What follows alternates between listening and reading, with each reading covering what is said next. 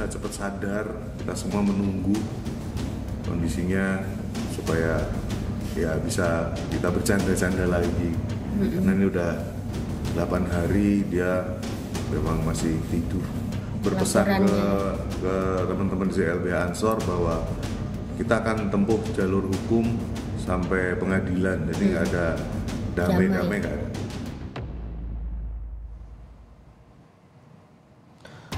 Saudara Dokter Rumah Sakit Mayapada menjelaskan perkembangan David, korban penganiayaan anak mantan pejabat pajak, sudah menunjukkan kemajuan yang sangat signifikan.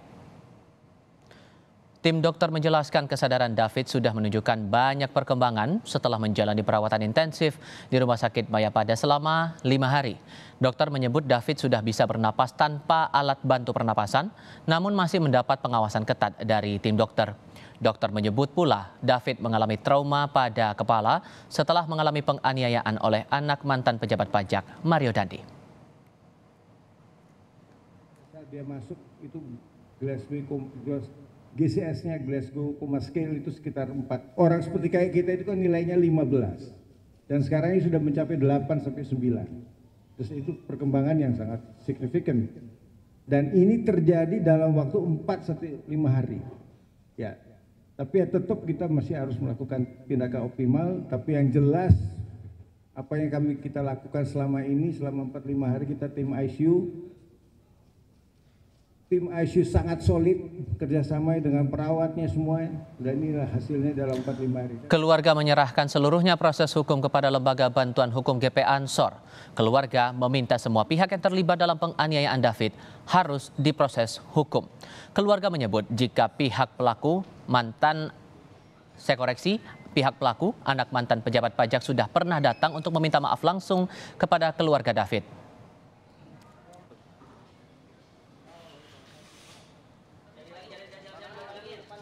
Iya, Mario Dandi, anak ex pejabat Ditjen Pajak Rafael Alun Trisambodo serta seorang temannya bernama Shane telah ditetapkan polisi sebagai tersangka dalam penganiayaan David. Sementara 2 teman perempuan Dandi sejauh ini masih berstatus sebagai saksi. Pertanyaannya, apakah jumlah tersangka akan bertambah dan bagaimana peluang para tersangka dijerat pasal percobaan pembunuhan berencana?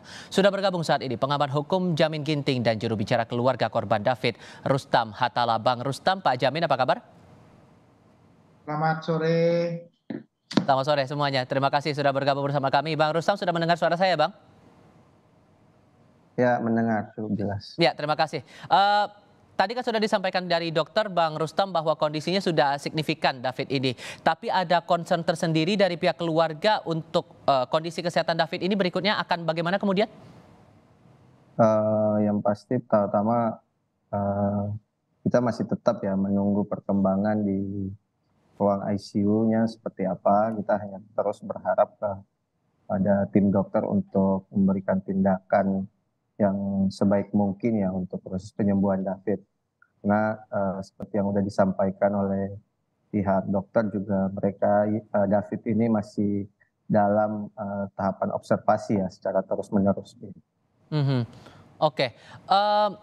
Terkait dengan proses hukum yang berjalan sekarang nih, Bang Rustam.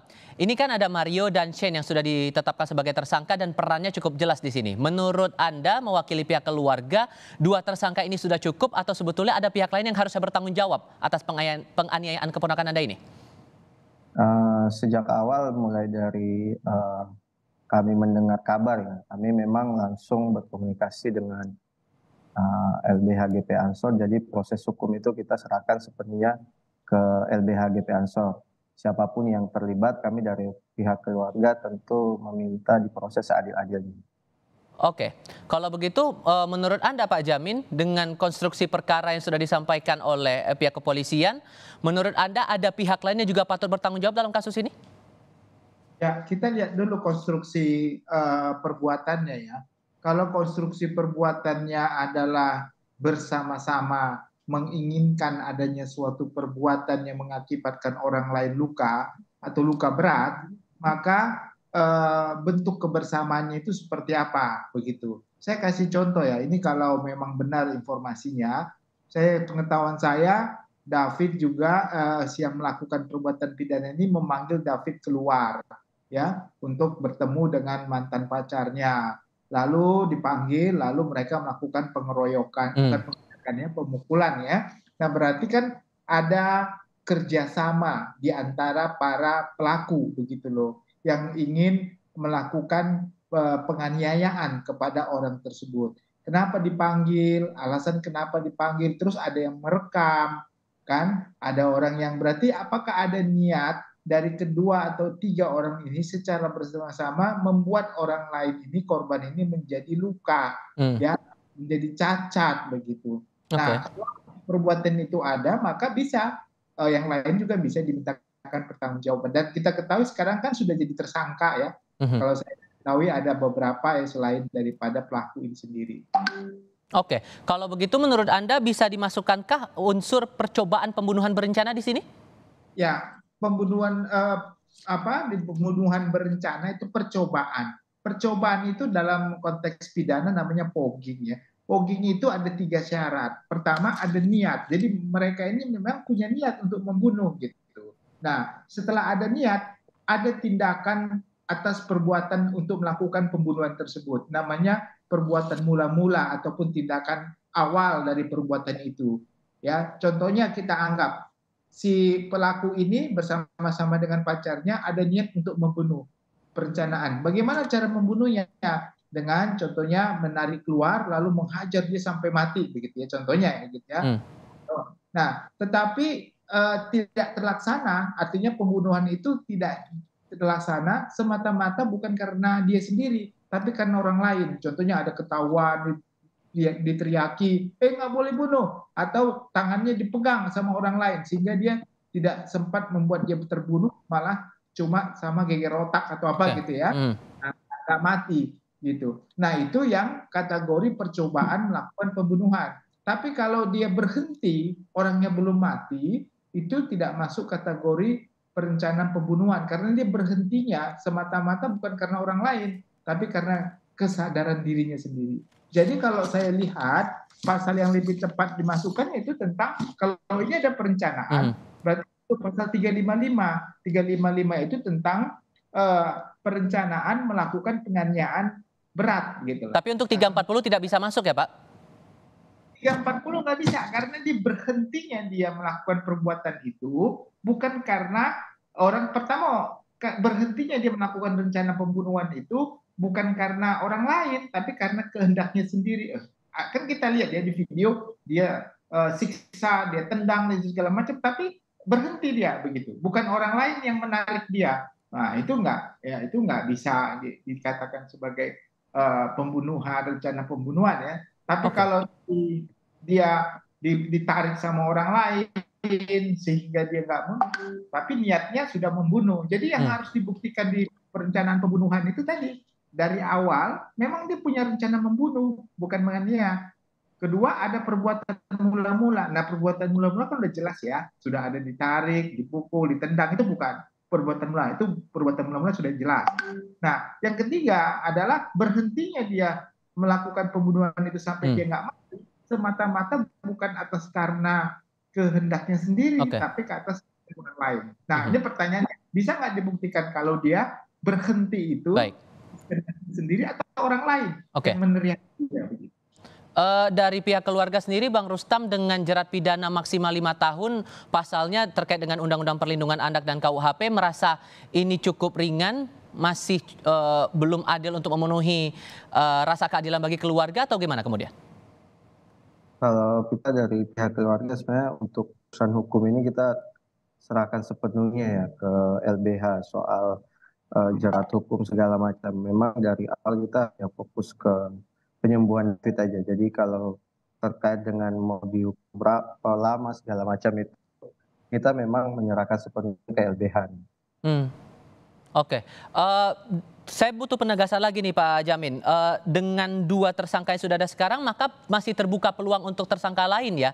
Terlebih ada peran AG di sini, kemudian ada nama baru yang disebutkan terakhir kali oleh polisi, APA istilahnya. 2 perempuan ini punya keterlibatan masing-masing.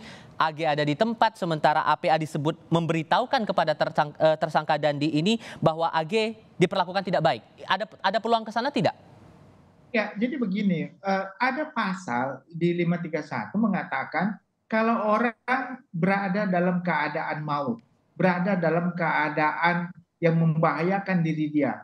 Lalu ada orang yang melihat, ya, ada di situ dia mempunyai kemampuan untuk menolong orang tersebut, tetapi dia tidak melakukan menolong orang tersebut, dia bisa dipidana begitu. Nah, jadi setiap orang yang ada di lingkaran di situ melihat ada suatu perbuatan yang dapat membahayakan orang, dapat mengakibatkan kematian, tapi dia membiarkan, tidak, tapi dia mampu sebenarnya untuk melerai untuk itu, cuma dia diam saja. Nah, orang itu juga bisa dipidana begitu. Itu Oke. 31 begitu. Maka kemudian bukti yang mungkin perlu digali lebih dalam untuk bisa membuat kasus ini jadi utuh begitu. Menurut Anda apa lagi bukti yang harus dikumpulkan oleh pihak kepolisian?